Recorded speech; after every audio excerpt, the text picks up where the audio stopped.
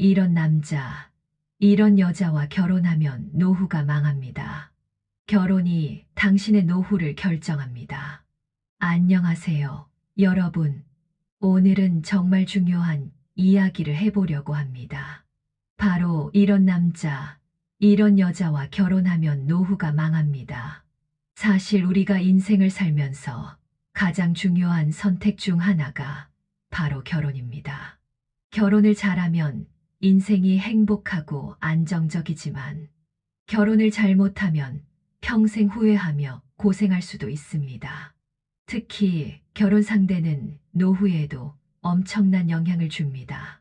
젊을 때는 사랑만 있으면 된다고 생각하지만 시간이 지나면 현실적인 문제들이 하나씩 쌓이면서 노후가 힘들어질 수도 있습니다. 그래서 오늘은 절대 피해야 할 결혼 상대 유형 10가지, 그리고 이런 사람을 만났다면 어떻게 해야 할지 해결책까지 알려드릴 테니까 끝까지 함께 해주세요. 그리고 영상이 유익하다고 생각하시면 구독, 좋아요, 알림 설정 꼭 부탁드립니다. 그럼 본격적으로 시작해 볼까요? 첫째, 돈 개념 없는 사람과 결혼하면 노후가 피곤합니다. 연애할 때는 잘 안 보이지만 결혼하고 나면 돈 관리 습관이 너무 중요합니다.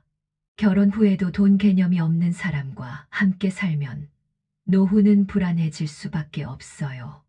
예를 들면 30대 김 씨는 결혼 후 충격을 받았습니다. 남편이 월급을 받자마자 술값, 옷값, 게임 아이템에 다 써버리는 겁니다. 처음엔 한두 번이겠지 했는데 계속 반복되더라고요. 나중에는 카드비까지 쌓이고 노후를 준비할 돈은커녕 생활비도 부족해지는 상황이 됐습니다. 또 다른 예로는 40대 박 씨 부부는 맞벌이를 했지만 아내가 번 돈을 모두 명품 가방, 고급 카페, SNS용 여행에 다 써버렸어요. 남편이 저축하자고 하면 돈은 있다가도 없고 없다가도 있는 거야 라며 대수롭지 않게 넘겼죠. 결국 나이가 들어서는 모아둔 돈이 없어서 월세 걱정을 해야 하는 처지가 됐습니다. 해결책으로는 결혼 전에 상대방의 돈 관리 습관을 꼭 확인하세요. 돈을 어떻게 쓰는지, 저축은 하는지, 빚은 없는지 솔직하게 이야기해 봐야 합니다. 그리고 결혼 후에도 가계부를 함께 쓰고 재테크 공부를 같이 하면서 돈 관리 습관을 만들어야 합니다. 둘째, 책임감 없는 사람과 결혼하면 노후가 불안합니다. 사랑만으로 결혼 생활이 유지될까요? 아닙니다. 책임감이 없는 배우자와 함께 살면 결국 모든 부담이 내 몫이 됩니다. 예를 들면 30대 이 씨는 결혼 후 남편의 무책임한 태도에 지쳤습니다. 결혼 전에는 다정하고 배려심 있는 사람이었는데 결혼 후에는 가정의 경제적 책임을 다하지 않고 어떻게든 되겠지라며 무책임하게 행동하는 거예요. 결국 이 씨 혼자 돈을 벌고 집안일까지 떠맡게 되면서 스트레스가 극심해졌습니다. 또 다른 예로는 50대 최 씨 부부는 은퇴 후 충격을 받았습니다. 남편이 평생 돈을 제대로 모으지 않고 막연하게 연금 나오면 되겠지라고 생각했던 겁니다. 하지만 연금만으로는 생활비가 부족했고 결국 최 씨는 나이 들어서도 계속 일해야 하는 상황에 처했습니다. 해결책으로는 결혼 전에는 상대방이 책임감 있는 사람인지 확인해야 합니다. 직장 생활을 꾸준히 해왔는지, 본인의 경제적 문제를 해결하려는 태도가 있는지 꼭 살펴보세요. 그리고 서로의 역할을 명확하게 나누고 가정 경제에 대한 계획을 함께 세워야 합니다. 셋째, 고집이 세고 자기 잘못을 인정하지 않는 사람. 결혼은 서로 맞춰가며 사는 과정입니다. 그런데 상대방이 고집이 세고 자기 잘못을 인정하지 않는다면 결혼 생활이 갈등으로 가득 찰 수 있습니다. 예를 들면 40대 김 씨는 결혼 10년 차인데 남편과 말싸움을 할 때마다 너무 힘듭니다. 남편은 절대 자기 잘못을 인정하지 않아요. 예를 들어 경제적으로 실수를 해도 내가 나를 몰아세워서 그런 거야 라고 오히려 화를 냅니다. 나이가 들수록 이런 태도는 변하지 않고 결국 대화가 단절되고 관계가 점점 소원해졌습니다. 또 다른 예로는 50대 이씨 부부는 매번 같은 문제로 싸웠어요. 아내가 남편에게 우리 노후 준비를 좀 해야 하지 않겠어? 라고 이야기하면 남편은 난 지금도 충분히 하고 있어. 라며 대화를 막아버렸어요. 결국 이 씨는 혼자 노후를 준비해야 했고 서로 의논도 안 되는 결혼 생활이 지옥처럼 느껴졌습니다. 해결책으로는 결혼 전에 상대방이 자신의 잘못을 인정할 줄 아는 사람인지 확인하세요. 작은 실수라도 사과할 줄 알고 서로의 의견을 조율하려는 태도가 있는지 보는 게 중요합니다. 그리고 결혼 후에는 감정적으로 싸우기보다는 논리적으로 문제를 해결하려는 태도를 가져야 합니다. 넷째, 감정 기복이 심하고 쉽게 화내는 사람과 결혼하면 피곤한 노후를 보냅니다. 결혼하면 변하겠지. 그냥 기분이 좀 안 좋은 날이겠지. 이렇게 생각하고 넘어가다 보면 결혼 생활 내내 감정적인 소모전이 계속될 수도 있습니다. 감정 기복이 심한 사람과 결혼하면 사소한 문제도 크게 번지고 조금만 의견이 맞지 않아도 화를 내고 비난하고 무시하는 태도를 보일 가능성이 큽니다. 이런 생활이 반복되면 노후에도 편안한 삶이 아니라 늘 조심하고 긴장해야 하는 삶을 살게 될 수 있습니다. 예를 들면 50대 윤 씨는 결혼 후 30년 동안 남편의 기분을 맞추며 살았습니다. 남편은 기분이 좋을 때는 친절하지만 기분이 나쁠 때는 사소한 일에도 큰 소리를 내고 무시하는 태도를 보였습니다. 처음에는 남편이 스트레스를 받아서 그런 줄 알았지만 시간이 지나도 달라지지 않았어요. 결국 윤 씨는 나이가 들어서도 눈치를 보며 사는 삶이 너무 힘들어졌습니다. 또 다른 예로는 60대 정 씨 부부는 은퇴 후 더욱 갈등이 심해졌어요. 남편이 직장 생활을 할 때는 대화할 시간도 없었지만 은퇴 후에는 집에서 함께 있는 시간이 많아졌죠. 그런데 남편이 매일 사소한 일로 화를 내고 자꾸 짜증을 부리는 겁니다. 정 씨는 이제라도 이혼을 해야 하나 고민했지만 나이가 들어 새로운 삶을 시작하는 게 쉽지 않았어요. 해결책으로는 결혼 전에 상대방이 감정 기복이 심한지 사소한 일에도 화를 자주 내는지 살펴보는 게 중요합니다.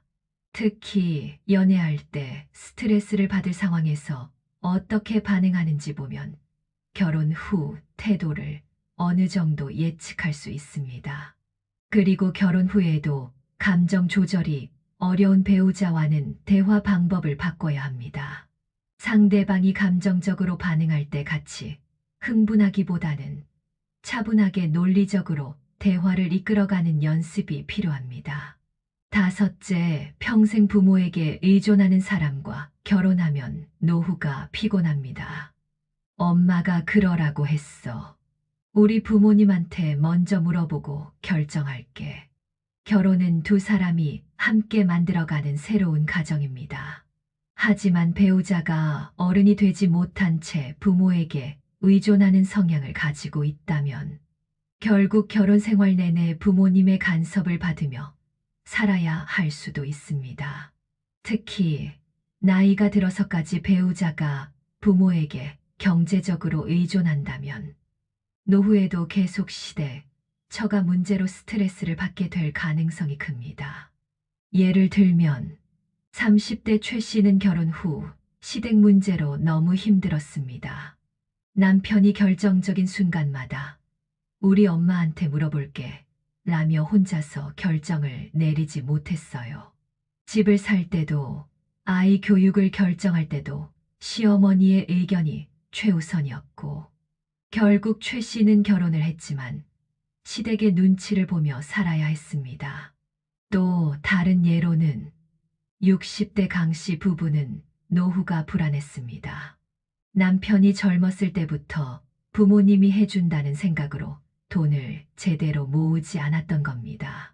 그런데 정작 부모님이 나이가 드시고 경제적으로 어려워지자 강 씨 부부도 노후 준비가 안 된 상태로 불안한 삶을 살게 됐습니다. 해결책으로는 결혼 전에 상대방이 자기 결정권이 있는 사람인지 부모님에게 의존적인지 확인해 보세요. 특히 큰 결정을 내릴 때마다 부모님께 의존하는 사람이라면 결혼 후에도 독립적인 가정을 꾸리기 어렵습니다. 결혼 후에는 부모님과 적절한 거리 두기를 연습해야 합니다. 우리 가정의 결정은 우리가 한다는 원칙을 세우고 배우자가 부모님의 간섭에서 벗어나도록 도와주는 것도 중요합니다. 여섯째, 소비 습관이 맞지 않는 사람과 결혼하면 노후가 불안합니다. 돈이 있으면 써야지. 나는 무조건 아껴야 해. 부부가 돈을 쓰는 방식이 다르면 결혼 후에도 계속 갈등이 생길 가능성이 큽니다. 특히 노후 준비를 해야 할 시기에 배우자가 계획 없이 소비한다면 경제적으로 어려운 상황에 놓일 수도 있습니다. 예를 들면 40대 김 씨 부부는 늘 돈 문제로 싸웠습니다. 김 씨는 노후를 대비해 저축을 해야 한다고 생각했지만 남편은 인생은 한 번뿐인데 돈은 지금 즐겨야지라며 번 돈을 다 써버렸어요. 결국 50대가 된 지금 김 씨 부부는 노후 자금이 거의 없어서 불안한 미래를 맞이하게 됐습니다. 또 다른 예로는 60대 박 씨는 남편의 지나친 절약 습관 때문에 스트레스를 받았습니다. 박 씨는 필요한 곳에는 돈을 써야 한다고 생각했지만 남편은 한 푼이라도 아끼려고 모든 걸 극단적으로 절약하려고 했어요. 심지어 노후를 준비하면서도 건강검진도 받지 않고 돈이 아까워 병원도 가지 않다가 건강이 악화되었어요. 해결책으로는 결혼 전에 상대방과 소비 습관, 재정 계획에 대해 솔직하게 이야기해 보는 것이 중요합니다. 특히 큰 돈을 어떻게 사용할지, 노후 자금을 어떻게 준비할지 함께 논의하는 것이 필요합니다. 결혼 후에도 서로 소비 성향을 맞춰가려는 노력이 필요합니다. 너무 극단적인 소비 습관은 서로를 힘들게 만들 수 있으므로 중간 지점을 찾아 균형 잡힌 재정 계획을 세우는 게 중요합니다. 일곱째, 의사소통이 안 되는 사람과 결혼하면 노후가 외롭습니다. 그냥 말해봤자 소용없어. 늘 똑같은 문제로 싸우기만 해. 결혼 생활에서 가장 중요한 것이 대화입니다. 하지만 의사소통이 어려운 배우자와 살면 결국 대화가 단절되고 외로운 노후를 맞이할 가능성이 큽니다. 젊었을 때는 바쁘게 살다 보니 이런 문제가 잘 드러나지 않지만 나이가 들고 함께 있는 시간이 길어지면서 서로의 말이 통하지 않는 것이 큰 스트레스가 될 수 있습니다. 예를 들면 50대 신씨 부부는 20년 넘게 살면서도 깊은 대화를 한 적이 거의 없었습니다. 결혼 초반에는 아이 키우느라 바빠서 중년이 되면서는 각자 회사 생활과 자기 일로 바빴어. 점점 대화가 줄어들었어요. 그런데 은퇴하고 나서 보니 같이 있는 시간이 많아졌는데도 대화할 주제가 없었습니다. 대화가 안 통하니 집에 있어도 점점 더 외로움을 느끼게 됐죠. 또 다른 예로는 60대 박 씨는 남편과 말만 하면 싸우게 됐습니다. 젊었을 때부터 의견이 안 맞을 때마다 일방적으로 말하고 끝내는 스타일이었고 남편은 항상 내가 알아서 해라고 대화를 피했어요. 그러다 보니 나이가 들어서도 서로의 마음을 터놓고 이야기할 기회가 없었고, 결국 혼자 사는 것처럼 느껴지는 외로운 결혼 생활이 됐습니다. 해결책으로는 결혼 전에 의견이 다를 때 어떻게 해결하는지 확인해 보는 게 중요합니다. 대화가 단절된 관계는 나이가 들수록 더 깊어지기 때문에 서로 솔직하게 말하고 대화하는 습관을 기르는 것이 필수입니다. 결혼 후에도 의사소통을 원활하게 하기 위해 정기적으로 대화하는 시간을 가져야 합니다. 서로의 감정을 표현하고 상대의 의견을 존중하는 연습이 필요합니다. 여덟째, 의존적인 사람과 결혼하면 노후가 힘들어집니다. 당신이 다 알아서 해. 난 뭐든지 당신이 결정하는 대로 할게. 처음에는 이런 말이 부담스럽지 않을 수도 있습니다. 하지만 인생을 함께하는 동반자가 아니라 늘 의존하는 사람과 살면 결국 모든 부담을 내가 짊어져야 합니다. 결혼 생활은 함께 책임지고 함께 결정하고 함께 살아가는 것입니다. 그런데 배우자가 모든 걸 나에게 맡기고 자기 인생의 중요한 결정을 스스로 하지 않으려 한다면 결국 내가 그 사람까지 챙겨야 하는 상황이 됩니다. 예를 들면 40대 최 씨는 결혼 후 남편이 모든 걸 자신에게 의존하는 것에 지쳤습니다. 처음에는 의논해서 결정하는 게 좋겠다고 생각했지만 남편은 큰일이든 작은 일이든 전부 당신이 알아서 해라고만 말했습니다. 결국 모든 생활비 관리, 아이 교육, 심지어 시댁 문제까지 혼자 감당해야 했고 시간이 지날수록 심리적인 부담이 점점 커졌습니다. 또 다른 예로는 60대 박 씨는 은퇴 후 더욱 힘들어졌습니다. 남편이 젊었을 때부터 난 돈 버는 사람이니까 집안일은 신경 안 써도 되지 라는 태도를 가졌는데 은퇴 후에도 집안일을 배우려는 노력 없이 계속 아내에게만 의존하는 거예요. 결국 박 씨는 노후에도 남편을 챙기느라 편할 날이 없었습니다. 해결책으로는 결혼 전에 상대방이 중요한 결정을 스스로 할 수 있는 사람인지 확인하세요. 의존적인 성향이 있는 사람과 결혼하면 결국 모든 문제를 혼자 해결해야 하는 부담을 짊어질 가능성이 큽니다. 결혼 후에는 서로의 역할을 나누고 배우자가 더 독립적으로 행동할 수 있도록 유도하는 것이 중요합니다. 아홉째, 무조건 내가 옳다고 생각하는 사람과 결혼하면 노후가 답답해집니다. 나는 틀린 적이 없어. 내가 하는 대로 하면 돼. 결혼 생활에서 배우자의 의견을 존중하지 않고 자기 고집대로만 행동하는 사람과 함께 살면 평생 답답한 결혼 생활을 하게 될 수 있습니다. 이런 사람과 살면 내 의견은 존중받지 못하고 모든 결정을 배우자의 뜻대로 따라야 하는 불균형한 관계가 만들어질 수 있습니다. 예를 들면 50대 김 씨는 결혼 후 남편이 모든 걸 자기 뜻대로 결정하는 걸 알게 됐습니다.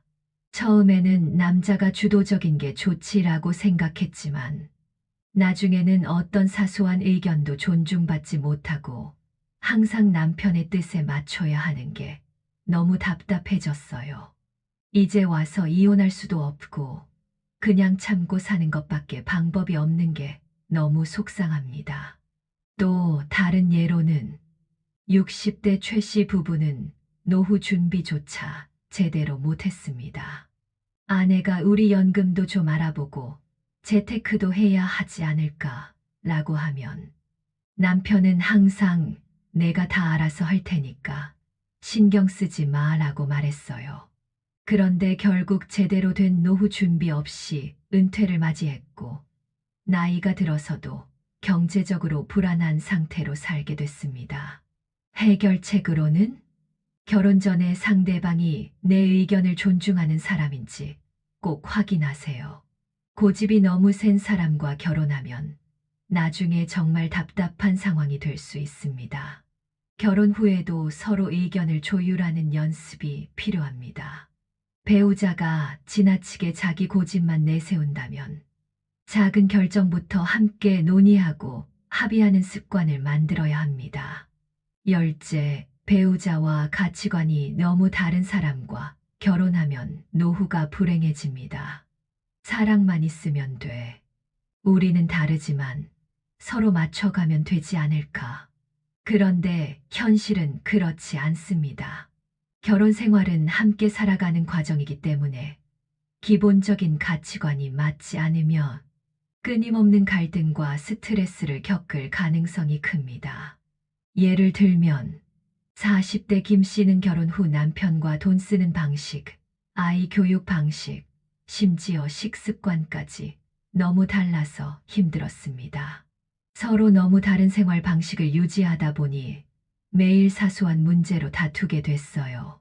결국 시간이 지나면서 지쳐버렸고, 우리는 정말 맞지 않는 사람이구나라는 생각이 들었습니다.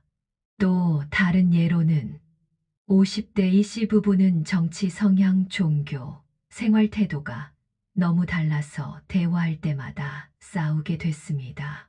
젊었을 때는 그냥 넘어갔던 문제들도 나이가 들수록 심각하게 느껴졌고, 결국 대화가 줄어들면서 점점 남처럼 살아가게 됐어요.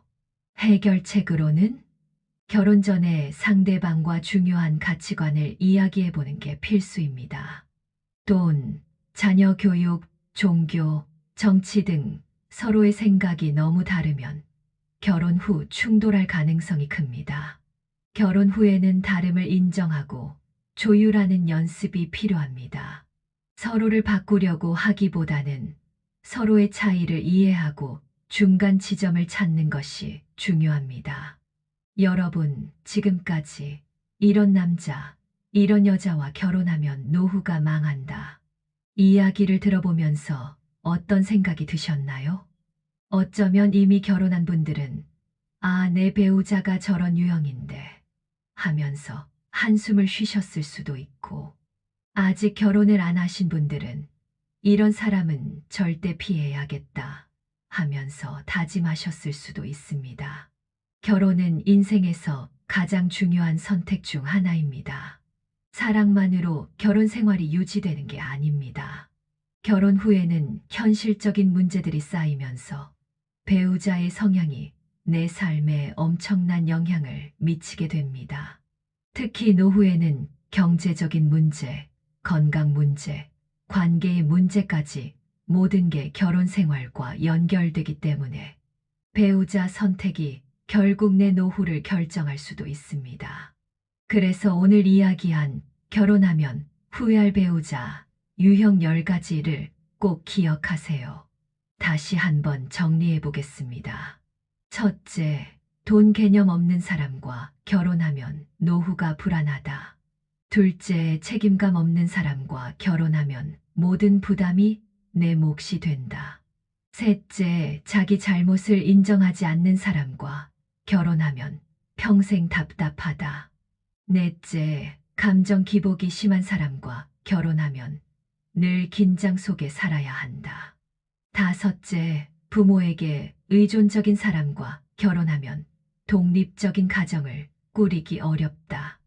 여섯째, 소비 습관이 맞지 않는 사람과 결혼하면 경제적으로 힘들어진다. 일곱째, 의사소통이 안 되는 사람과 결혼하면 결국 외로워진다. 여덟째, 지나치게 의존적인 사람과 결혼하면 내 삶이 힘들어진다. 아홉째, 무조건 자기 고집대로만 하는 사람과 결혼하면 답답한 결혼 생활을 하게 된다. 열째, 가치관이 너무 다른 사람과 결혼하면 계속 충돌하게 된다. 이 중에서 여러분이 이미 경험하고 있는 부분이 있다면 지금부터라도 어떻게 하면 더 나은 관계를 만들 수 있을지 고민해 보는 게 중요합니다. 이미 결혼했는데 배우자가 이런 성향을 가지고 있다면 어떡하죠? 이 영상을 보면서 나는 이미 결혼했는데 이제 와서 어떡하나? 이렇게 걱정하는 분들도 계실 겁니다. 걱정하지 마세요. 지금부터라도 바꾸면 됩니다. 배우자와 솔직하게 대화하는 시간을 가져보세요. 배우자가 고집이 세다면 감정을 배제하고 논리적으로 설득하는 방법을 찾아보세요. 돈 개념이 부족하다면 함께 재테크 공부를 시작해 보세요. 책임감이 부족한 사람이라면 작은 것부터 스스로 하게 유도해 보세요. 서로 다른 가치관을 가지고 있다면 적절한 타협점을 찾아보세요. 결혼 생활은 완벽한 사람과 사는 것이 아니라 서로 맞춰가는 과정입니다. 서로 노력하고 이해하려는 마음이 있다면 더 나은 결혼 생활을 만들어 갈 수 있습니다. 아직 결혼 안 했는데 어떤 사람을 만나야 할까요? 결혼 전이라면 지금이 가장 좋은 기회입니다. 연애할 때 사랑만 보지 말고 현실적인 부분도 확인하세요.